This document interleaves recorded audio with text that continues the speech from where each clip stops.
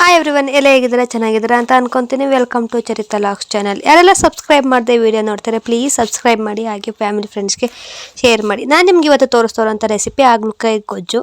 ತುಂಬಾ ಚೆನ್ನಾಗಿರುತ್ತೆ. ಒಂಚೂರು ಕೂಡ ಕೈ ಇರಲ್ಲ. ಇದು ದೊಡ್ಡವರಿಂದ ಹಿಡಿದು ಚಿಕ್ಕವರವರೆಗೂ ಕೂಡ ಆರೋಗ್ಯಕ್ಕೆ ತುಂಬ ಒಳ್ಳೆಯದು. ಮಕ್ಳಿಗಂತೂ ಈ ಜಂತುಳ ಆಗಿದ್ರೆ ಅದಕ್ಕೂ ಒಳ್ಳೆಯದು. ಹಾಗೆಯೇ ಸಕ್ಕರೆ ಕಾಯಿಲೆ ಇರೋರ್ಗಂತೂ ತುಂಬಾ ಒಳ್ಳೆಯದು ಅಂತಲೇ ಹೇಳ್ಬೋದು. ಅದು ಹೇಗೆ ಮಾಡೋದು ತೋರಿಸ್ತೀನಿ ಬನ್ನಿ. ಇಲ್ಲಿ ನಾನು ಹಾಗಲಕಾಯಿನ ತುಂಬ ರೌಂಡ್ಗೆ ಕಟ್ ಮಾಡಿ ಇಟ್ಕೊಂಡಿದ್ದೀನಿ. ಸಣ್ಣದಾಗಿ ರೌಂಡು ಕಟ್ ಮಾಡಿ ಇಟ್ಕೊಂಡಿದ್ದೀನಿ. ಒಳಗಡೆ ಬೀಜನ ನಾನೇನು ತೊಗೊಂಡಿಲ್ಲ. ಎಲ್ಲನೂ ಕೂಡ ನಾನು ಅದನ್ನು ಬೇರ್ಪಡಿಸಿದ್ದೀನಿ. ಯಾಕಂದ್ರೆ ನಮ್ಮನೆ ನಾನು ತಿಂತೀನಿ, ನಮ್ಮ ಮನೂ ತಿಂತಾರೆ, ಬಟ್ ನನ್ನ ಮಗಳು ತಿನ್ನಲ್ಲ ಒಳಗಡೆ ಇರೋ ಬೀಜದ ಅರ್ಥ.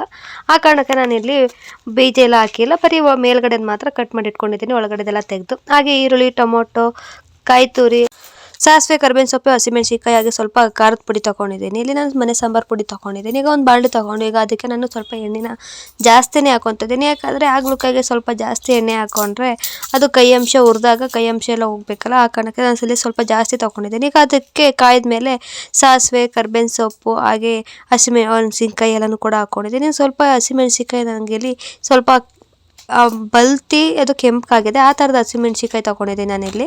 ಹಾಗೆ ಈಗ ಅದಕ್ಕೆ ನಾನಿಲ್ಲಿ ಹಾಗಲಕಾಯಿ ಹಾಕ್ಕೊತಾ ಇದ್ದೀನಿ. ಸ್ವಲ್ಪನೇ ಹಾಕ್ಕೊತಾ ಇದ್ದೀನಿ ನಾನಿಲ್ಲಿ. ಈಗ ಅದನ್ನು ನೀಟಾಗಿ ಚೆನ್ನಾಗಿ ಡೀಪ್ ಫ್ರೈ ಕೂಡ ಮಾಡ್ಕೋಬೇಕು, ಚೆನ್ನಾಗಿ ಹುರ್ಕೋಬೇಕು. ಅದು ಕೈ ಹೋಗಬೇಕು ಅಂದರೆ ಹಾಗಲಕಾಯಿನ ಚೆನ್ನಾಗಿ ಫ್ರೈ ಮಾಡ್ಕೋಬೇಕು, ಆಗಲೇ ಅದು ಕೈ ಅಂಶ ಎಲ್ಲ ಹೋಗೋದಕ್ಕೆ ಸಾಧ್ಯ. ಆ ಕಾರಣಕ್ಕೆ ನಾನಿಲ್ಲಿ ಚೆನ್ನಾಗಿ ಹುರ್ಕೊತಾ ಇದ್ದೀನಿ. ಈ ಥರ ನೀಟಾಗಿ ಫ್ರೈ ಮಾಡ್ಕೋಬೇಕು, ಕೆಳಗಡೆಯಿಂದ ಮೇಲ್ಗಡೆ ಎಲ್ಲ ಇದು ಮಾಡಿಕೊಂಡು. ನೀವೇ ನೋಡ್ತಾ ಇರ್ಬೋದು ಆಲ್ರೆಡಿ ಕಲರ್ ಕೂಡ ಚೇಂಜ್ ಆಗ್ತೈತೆ. ಈ ಥರ ಕೆಳಗಡೆಯಿಂದ ಎಲ್ಲನೂ ಹಾಕ್ಕೊಂಡು ನೀಟಾಗಿ ಫ್ರೈ ಮಾಡ್ಕೊತಾ ಇರಬೇಕು. ಸ್ವಲ್ಪ ಫ್ಲೇಮ್ನ ಹೈ ಫ್ಲೇಮಲ್ಲೇ ಕೊಟ್ಕೊಂಡು ಮಾಡಿ, ಆಗ ಬೇಗ ಬೇಯುತ್ತೆ. ಹಾಗೇ ಕೈ ಅಂಶ ಕೂಡ ಹೋಗುತ್ತೆ ಎಣ್ಣೆಯನ್ನು ಜಾಸ್ತಿ ಹಾಕ್ಕೊಂಡು ಮಾಡೋದ್ರಿಂದ. ಈ ರೀತಿ ನೀಟಾಗಿ ಫ್ರೈ ಮಾಡ್ಕೋಬೇಕು ನಾವು. ಇದಂತೂ ಸಕ್ಕರೆ ಕಾಯಿಲೆ ಇರೋರ್ಗಂತೂ ತುಂಬ ಒಳ್ಳೆಯದು. ನನಗಂತೂ ಎಸ್ಪೆಷಲಿ ಇಷ್ಟ ನಂಗೆ ತಿನ್ನೋಕ್ಕೆ. ನಮ್ಮ ಮನೆಯಲ್ಲೂ ಕೂಡ ನಾವು ಎಲ್ಲರೂ ತಿಂತೀವಿ. ನನ್ನ ಮಗಳೂ ಕೂಡ ಕೈ ಇಲ್ಲದೇ ಮಾಡೋದ್ರಿಂದ ಅವಳು ಕೂಡ ಅದು ಒಂದೊಂದೇ ಸ್ವಲ್ಪ ಖಾರ ಮಾಡಿದೆ ಇವತ್ತು ನಾನು. ಬಟ್ ಆದರೆ ನಾರ್ಮಲಾಗಿ ಡೇಸಲ್ಲಿ ನಾನು ಅವಳು ಖಾರ ಮಾಡಿಕೊಡಲ್ಲ. ನಾರ್ಮಲಾಗಿ ಮಾಡಿದಾಗ ಅವಳು ಕೂಡ ಒಂದೊಂದು ಎತ್ಕೊಂಡು ತಿಂತಾ ಇರ್ತಾಳೆ. ಅವಳು ಬರೀದನ್ನೇ ತಿಂತಾಳೆ ಒಂದೊಂದು ಟೈಮು. ನನಗೆ ಕೈ ಅನಿಸುತ್ತೆ, ಕೈ ಇಲ್ವಾ ಅಂದರೆ ಇಲ್ಲ ಅಂತಾಳೆ, ಆ ಥರ. ಬಟ್ ಅವಳಿಗೂ ಕೂಡ ತುಂಬಾ ಇಷ್ಟ. ಆ ಕಾರಣಕ್ಕೆ ನಮ್ಮ ಮನೇಲಿ ಅವಾಗ ಮಾಡ್ಕೊತಾನೆ ಇರ್ತೀವಿ ನಾವು. ಈ ರೀತಿ ಈಗ ನೀವು ನೋಡ್ತಾ ಇರ್ಬೋದು ಆಲ್ರೆಡಿ ಕಲರು ಹಾಗೆ ಎಲ್ಲ ಕೂಡ ಚೇಂಜ್ ಆಗ್ತಿದೆ. ನಿಮಗೆ ನಾನು ತೋರಿಸ್ತೀನಿ ಯಾವ ಥರ ಚೇಂಜ್ ಆಗ್ತಿದೆ ಅಂತ. ನೀವೇ ನೋಡ್ತಾ ಇರ್ಬೋದು. ಜಾಸ್ತಿ ಕಾಣಿಸೋದು ಆಲ್ರೆಡಿ ಕ್ವಾಂಟಿಟಿ ಈಗ ಕಮ್ಮಿ ಆಗಿದೆ. ನೀವೇ ನೋಡ್ತಾ ಇರ್ಬೋದು ಅಲ್ಲಿ ಯಾವ ಥರ ಬೆಂದಿದೆ ಅಂತ. ನೀವೇ ನೋಡಿ ಅಲ್ಲಿ ಡೀಪ್ ಫ್ರೈ ಚೆನ್ನಾಗೈತೆ ಅಂತ. ಈಗ ಅದನ್ನು ಎತ್ತಿಟ್ಕೊಳ್ಳೋದು ಏನು ಬೇಡ, ಒಂದು ಪ್ಲೇಟಿಗೆ ಸರ್ವ್ ಮಾಡ್ಕೊಂಡು ಇಟ್ಕೋಬೇಕು. ಆಮೇಲೆ ಬೇರೆ ಒಗ್ಗರಣೆ ಹಾಕಬೇಕು ಅನ್ನೋದು ಏನಿಲ್ಲ. ಈಗ ಅದಕ್ಕೇ ನಾನು ಈರುಳ್ಳಿ ಹಾಕ್ಕೊತೀನಿ. ಯಾಕಂದರೆ ಎಣ್ಣೆ ಸೈಡಲ್ಲಿ ಇರೋದ್ರಿಂದ ಆಲ್ಮೋಸ್ಟ್ ಚೆನ್ನಾಗಿ ಬೇಯುತ್ತೆ ಈರುಳ್ಳಿ ಅನ್ನೋ ಕಾರಣಕ್ಕೆ ನಾನಿಲ್ಲಿ ಹಾಗೇ ಆ್ಯಡ್ ಮಾಡ್ಕೊತಾ ಇದ್ದೀನಿ ಈರುಳ್ಳಿನೂ ಕೂಡ. ಈಗ ಅದನ್ನು ಕೂಡ ಹಾಕ್ಕೊಂಡು ಫ್ರೈ ಮಾಡ್ಕೋಬೇಕು. ಈಗ ಅದನ್ನು ಈರುಳ್ಳಿನ ಜಾಸ್ತಿ ಫ್ರೈ ಆಗೋ ಅವಶ್ಯಕತೆ ಇಲ್ಲ, ನೀವು ನಾರ್ಮಲಾಗಿ ಫ್ರೈ ಆದರೆ ಸಾಕು. ನಾನಿಲ್ಲಿ ಉದ್ದುದಕ್ಕೆ ಹಚ್ಕೊಂಡಿದ್ದೀನಿ, ಸ್ವಲ್ಪ ಸ್ಲೈಸಾಗಿ ಸಣ್ಣ ಹಚ್ಕೊಂಡಿದ್ದೀನಿ ಉದ್ದುದಕ್ಕೆ.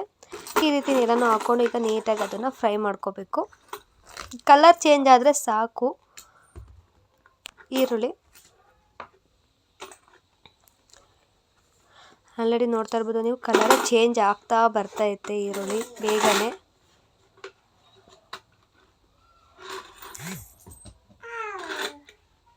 ಈ ರೀತಿ ನೀಟಾಗಿ ಫ್ರೈ ಮಾಡ್ಕೋಬೇಕು. ನನ್ನ ಮಗಳಂತೂ ವಾಯ್ಸ್ ಓವರ್ ಕೊಡ್ಬೇಕಾದ್ರೆ ಎಲ್ಲಿದ್ರೂ ಬಂದುಬಿಡ್ತಾಳೆ.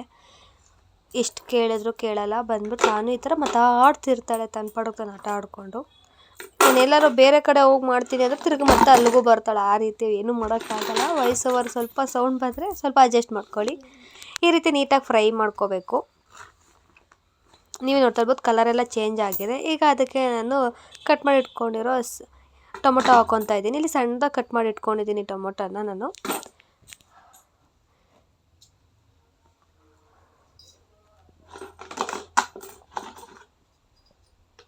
ಈಗ ಎಲ್ಲ ಟೊಮೊಟೊನೂ ಹಾಕ್ಕೊತಾ ಇದ್ದೀನಿ ನಾನೀಗ. ಎಲ್ಲ ಟೊಮೊಟೊನೂ ಹಾಕ್ಕೊಂಡು ಈಗ ಅದಕ್ಕೆ ಫ್ರೈ ಮಾಡ್ಕೊತಾ ಇದ್ದೀನಿ.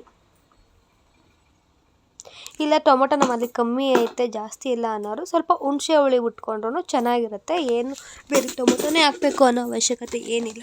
ಅದಕ್ಕೆ ಹುಣಸೆ ಹುಳಿನೂ ಕೂಡ ಬಿಟ್ಕೋಬೋದು ಟೊಮೊಟೊ ಇಲ್ಲ ಅಂತ ಅಂದ್ರೂ.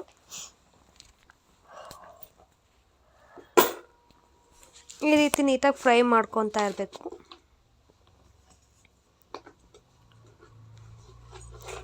ಅದು ಕೂಡ ಬೇಗ ಸಾಫ್ಟ್ ಆಗಿಬಿಡುತ್ತೆ, ಏನು ಪ್ರಾಬ್ಲಮ್ ಇಲ್ಲ. ಪ್ಲೇಟಲ್ಲಿ ಮುಚ್ಕೊಂಡು ಬೇಗ ಮಾಡಿ, ಆಗ ಇನ್ನೂ ಬೇಗನೆ ಸಾಫ್ಟ್ ಆಗುತ್ತೆ. ಈಗ ಅದಕ್ಕೆ ಸ್ವಲ್ಪ ಉಪ್ಪನ್ನು ಹಾಕ್ಕೊತಾ ಇದ್ದೀನಿ ನಾನಿಲ್ಲಿ. ನೀವು ರುಚಿಗೆ ತಕ್ಕಷ್ಟು ಉಪ್ಪು ಹಾಕ್ಕೊತಾ ಇದ್ದೀನಿ. ನಿಮ್ಮ ಮನೇಲಿ ನೀವು ಎಷ್ಟು ಕ್ವಾಂಟಿಟಿ ತಗೊತೀರೋ ಅದಕ್ಕೆ ತಕ್ಕನಂಗೆ ನೀವು ಉಪ್ಪು ಹಾಕ್ಕೊಳ್ಳಿ. ಉಪ್ಪು ಹಾಕ್ಕೊಂಡು ನೀಟಾಗಿ ಮಿಕ್ಸ್ ಮಾಡ್ಕೊತಾ ಇದ್ದೀನಿ ನಾನಿಲ್ಲಿ.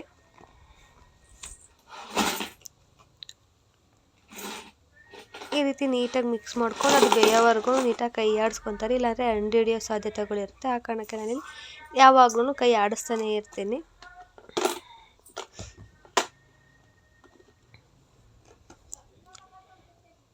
ಈಗ ಎಲ್ಲ ಬೆಂದೈತೆ, ನೀವೇ ನೋಡ್ತಾ ಇರ್ಬೋದು ಯಾವ ರೀತಿ ಕಲರೆಲ್ಲ ಚೇಂಜ್ ಆಗಿದೆ ಅಂತೆಲ್ಲ. ಟೊಮೆಟೊನೂ ಕೂಡ ಸಾಫ್ಟ್ ಆಗಿದೆ. ಈಗ ಅದಕ್ಕೆ ನಾನು ಇಲ್ಲಿ ಫಸ್ಟು 1-2 ಸ್ಪೂನ್ ಖಾರನ ನೀವು ನೋಡ್ಕೊಂಡು ಹಾಕ್ಕೋಬೇಕು. ಇಲ್ಲ ನಾನು ಫಸ್ಟ್ 1-2 ಸ್ಪೂನ್ ಹಾಕ್ಕೊತೀನಿ, ಬಟ್ ಅದು ಸಾಕಾಗಲ್ಲ ಅಂತ ನನಗೆ ಅನಿಸುತ್ತೆ ಮಿಕ್ಸ್ ಮಾಡಾದ್ಮೇಲೆ. ಅದಕ್ಕೆ ನಾನು ತಿರ್ಗಾ ಮತ್ತೆ ಇನ್ನೂ 2 ಸ್ಪೂನ್ನ ಹಾಕ್ಕೊತೀನಿ ಮಿಕ್ಸ್ ಮಾಡೋದು. ನೀವೇ ನೋಡ್ತಾ ಇರ್ಬೋದು ಮಿಕ್ಸ್ ಮಾಡಾದ್ಮೇಲೆ ಅದು ಸಾಕಾಗಲ್ಲ ಅಂತ ಅನ್ನಿಸ್ತಾ ಇತ್ತು ನನಗೆ. ಸ್ವಲ್ಪ ಲೈಟ್ ಆಯ್ತಲ್ಲ, ಸ್ವಲ್ಪ ಕಮ್ಮಿ ಆಯಿತು ಅಂತ ಅನಿಸಿ ಮತ್ತೆ ಇನ್ನೂ 1-2 ಸ್ಪೂನಷ್ಟು ನಾನು ಖಾರದ ಪುಡಿ ಹಾಕ್ಕೊಂಡೆ. ಇದು ಮನೇಲಿ ಮಾಡಿರುವಂಥ ಸಾಂಬಾರು ಪುಡಿ. ಆಲ್ಮೋಸ್ಟ್ ಸಾಂಬಾರುಗಳಿಗೆಲ್ಲ ಯಾವ್ದು ಯೂಸ್ ಮಾಡ್ತೀನಿ ನಾನು, ಬೇಳೆ ಸಾಂಬಾರಿಗೆ ಆ ಸಾಂಬಾರು ಪುಡಿನೇ ನಾನು ಹಾಕ್ಕೊತಾ ಇರೋದಿಲ್ಲಿ. ಈಗ ಅದಕ್ಕೆ ಎಷ್ಟು ಬೇಕೋ ಅಷ್ಟು ಅಳತೆಯಲ್ಲಿ ನೀರು ಹಾಕ್ಕೊತಾ ಇದ್ದೀನಿ. ನೀವು ಜಾಸ್ತಿ ಸ್ವಲ್ಪ ತೆಳು ಬೇಕು ಅಂದರೆ ತೆಳು ಮಾಡ್ಕೊಬೋದು. ಅದು ರೈಸ್ಗೂ ಕೂಡ ಆಗಬೇಕು ಅನ್ನೋರು ಬೇಕಾದ್ರೆ ಜಾಸ್ತಿ ನೀರು ಹಾಕ್ಕೊಂಡ್ರೆ ಸಾಂಬಾರು ಥರನೂ ಆಗುತ್ತೆ. ಇಲ್ಲ ನಮಗೆ ಗೊಜ್ಜು ಥರ ಬೇಕು ಅಂದರೆ ಸ್ವಲ್ಪ ನೀರು ಕ್ವಾಂಟಿಟಿನ ಕಮ್ಮಿ ಮಾಡ್ಕೊಳ್ಳಿ. ನಾನು ಸ್ವಲ್ಪ ಕಮ್ಮಿಯಾಗಿ ಹಾಕ್ಕೊತೀನಿ. ಆಲ್ರೆಡಿ ಆಲ್ಮೋಸ್ಟ್ ಎಲ್ಲ ಬೆಂದಿರೋದ್ರಿಂದ ಇನ್ನೇನಿಲ್ಲ, ಅದಷ್ಟೇ ಖಾರದ ಪುಡಿ ಅಷ್ಟೇ ಬೇಯಬೇಕು. ಆ ಕಾರಣಕ್ಕೆ ನಾನಿಲ್ಲಿ ಸ್ವಲ್ಪ ನೀರು ಕಮ್ಮಿ ಹಾಕ್ಕೊತಾ ಇದ್ದೀನಿ. ಹಂಗೆ ಚಪಾತಿ ಕೂಡ ನಾನು ಮಾಡಿರೋದ್ರಿಂದ ಜಾಸ್ತಿ ನೀರಂಗಿರೋ ಚೆನ್ನಾಗಿರಲ್ಲ ಅಂತ ಗೊಜ್ಜು ಥರ ಮಾಡ್ಕೊತಾ ಇದ್ದೀನಿ ನಾನಿಲ್ಲಿ. ನಾನು ಸ್ವಲ್ಪ ನೀರು ಹಾಕ್ಕೊತೀನಿ ಬೇಕು ಅಂತ, ಯಾಕಂದ್ರೆ ಬೇಯಬೇಕಲ್ಲ ಖಾರದ ಪುಡಿ ಎಲ್ಲ ಅಂದ್ಬಿಟ್ಟು ಸ್ವಲ್ಪ ನೀರು ಹಾಕ್ಕೊತಾ ಇದ್ದೀನಿ. ಈಗ ಅದಕ್ಕೇ ನಾನು ತುರಿದಿಟ್ಕೊಂಡಿರುವಂತಹ ಕಾಯಿ ತುರಿನೂ ಕೂಡ ಈಗಲೇ ಆ್ಯಡ್ ಮಾಡ್ತೀನಿ. ಇವಾಗ ಕಾಯಿ ತುರಿನ ಆ್ಯಡ್ ಮಾಡಿದ್ದೀನಿ. ಹಾಗೆ ನಾನು ಇಲ್ಲಿ ಲಿಡ್ನ ಕ್ಲೋಸ್ ಮಾಡ್ಕೊಂಡು ಮಾಡಿದೆ, ಬಟ್ ಅದರ ಲಿಡ್ ಕ್ಲೋಸ್ ಮಾಡಿರೋದೆಲ್ಲ ನೀಟಾಗಿ ಬಂದಿಲ್ಲ. ಈಗ ಅದಕ್ಕೆ ಒಂದೇ 1 ಇಂಚಷ್ಟು ಬೆಲ್ಲ ಹಾಕ್ಕೊತಾ ಇದ್ದೀನಿ. ಯಾಕಂದ್ರೆ ಖಾರ ಒಗ್ಗರು ಥರ ಅನ್ಸಿದ್ರೂ ಕಮ್ಮಿ ಆಗುತ್ತೆ. ಅದಕ್ಕೆ ಬೆಲ್ಲ ಹಾಕೋದ್ರಿಂದ ಕಹಿನೂ ಕೂಡ ಇದ್ದರೆ ಅದು ಕೂಡ ಸ್ವಲ್ಪ ಕಮ್ಮಿ ಆಗುತ್ತೆ ಅನ್ನೋ ಕಾರಣಕ್ಕೆ 1 ಇಂಚಷ್ಟು ಬೆಲ್ಲ ಹಾಕ್ಕೊತಾ ಇದ್ದೀನಿ ನಾನಿಲ್ಲಿ. ಈಗ ಹಾಕ್ಕೊಂಡು ನೀಟಾಗಿ ಫ್ರೈ ಮಾಡ್ಕೋಬೇಕು. ಈಗ ಅದನ್ನ ನೀಟಾಗಿ ಕುದಿಸ್ಕೋಬೇಕು ಚೆನ್ನಾಗಿ, ಹಸಿ ವಾಸನೆ ಎಲ್ಲ ಹೋಗೋವರೆಗೂ ಖಾರದ ಪುಡಿ. ಈಗ ಲಿಡ್ನ ಕ್ಲೋಸ್ ಮಾಡಿ ಈಗ ಓಪನ್ ಮಾಡ್ತಾಯಿದ್ದೀನಿ. ನೀವೇ ನೋಡ್ಬೋದು ಚೆನ್ನಾಗಿ ಕುದೀತೈತೆ, ಎಲ್ಲ ನೀಟಾಗಿ ಚೆನ್ನಾಗಿ ಎಲ್ಲ ಆಗ್ತೈತೆ. ನೀವೇ ನೋಡ್ತಾ ಇರ್ಬೋದು ಸೈಡಲ್ಲಿ ಕೂಡ ಎಣ್ಣೆ ಎಲ್ಲ ಬರ್ತಿರುತ್ತೆ. ಹಾಗೆ ನೋಡಿಕೊಂಡು ನೀವು ಫ್ಲೇಮ್ನ ಆಫ್ ಮಾಡ್ಕೊಳ್ಳಿ. ನಂದು ಇನ್ನೂ ಸ್ವಲ್ಪ ಬೇಯೋದಿತ್ತು, ಬಟ್ ಈ ಥರ ಚೆನ್ನಾಗಿ ಕುದ್ದಾದ್ಮೇಲೆ ಸ್ವಲ್ಪ ಸಿಮ್ ಮಾಡ್ಕೊಳ್ಳಿ, ಆಗ ಆಯಲೆಲ್ಲ ಬಿಟ್ಕೊಳ್ಳುತ್ತೆ ಬೇಗ. ಆ ಕಾರಣಕ್ಕೆ ನಾನಿಲ್ಲಿ ಸಿಮ್ ಮಾಡಿ ತಿರ್ಗಿ ಇನ್ನೊಂದು ಸಲ ಬಿಟ್ಕೊಂಡಾಗ ನೀವೇ ನೋಡ್ತಾ ಇರ್ಬೋದು ಆಯಿಲ್ ಅಂಶ ಎಲ್ಲ ಎಷ್ಟು ನೀಟಾಗಿ ಬಿಟ್ಕೊಂಡಿದೆ ಅಂತ. ಸುತ್ತ ಆಯಿಲ್ ಅಂಶ ಎಲ್ಲ ನೀಟಾಗಿ ಬಿಟ್ಕೊಂಡು ಚೆನ್ನಾಗಿ ಬೆಂದೈತಲ್ಲ ಅಂದ್ಬಿಟ್ಟು ಅದನ್ನ ಫ್ಲೇಮ್ನು ಕೂಡ ನೀವೇ ನೋಡ್ತಾ ಇರ್ಬೋದು ಎಣ್ಣೆ ಎಲ್ಲ ಎಷ್ಟು ಚೆನ್ನಾಗಿ ಬಿಟ್ಕೊಂಡಿದೆ ಅಂತ. ಈಗ ಫ್ಲೇಮ್ನ ಆಫ್ ಮಾಡಿಕೊಂಡು ಚಪಾತಿ ತೊಗೊಂಡಿದ್ದೆನಲ್ಲ ಈಗ ಅದಕ್ಕೆ ಸರ್ವ್ ಮಾಡ್ಕೊತಾ ಇದ್ದೀನಿ ನಾನಿಲ್ಲಿ. ತುಂಬ ಅಂದರೆ ತುಂಬಾ ಚೆನ್ನಾಗಿತ್ತು. ಒಂದ್ಸಲನಾದರೂ ಈ ರೀತಿ ಟ್ರೈ ಮಾಡಿ ಹಾಗಲಕಾಯಿನ.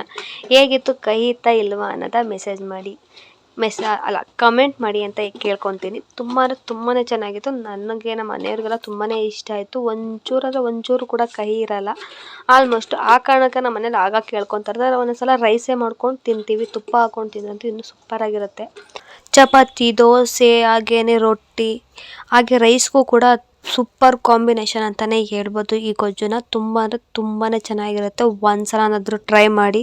ಎಷ್ಟು ಚೆನ್ನಾಗಿರುತ್ತೆ ಅಂದರೆ ನೀವು ನೆಕ್ಸ್ಟ್ ಟೈಮಿಂದ ಹಾಗಲಕಾಯಿ ಗೊಜ್ಜನ್ನ ಯಾರು ಬೇಡ ಹಾಗಲಕಾಯಿ ಕಹಿ ಹೊಳೆಯುತ್ತೆ ಅಂತ ಹೇಳೋದಿಲ್ಲ. ಅಷ್ಟು ಅಂದರೆ ಅಷ್ಟು ಚೆನ್ನಾಗಿರುತ್ತೆ. ಒಂದ್ಸಲನಾದರೂ ಟ್ರೈ ಮಾಡಿ, ನಾನು ಮಾಡಿರೋ ರೀತಿ ಒಂದ್ಸಲನಾದರೂ ಟ್ರೈ ಮಾಡಿ.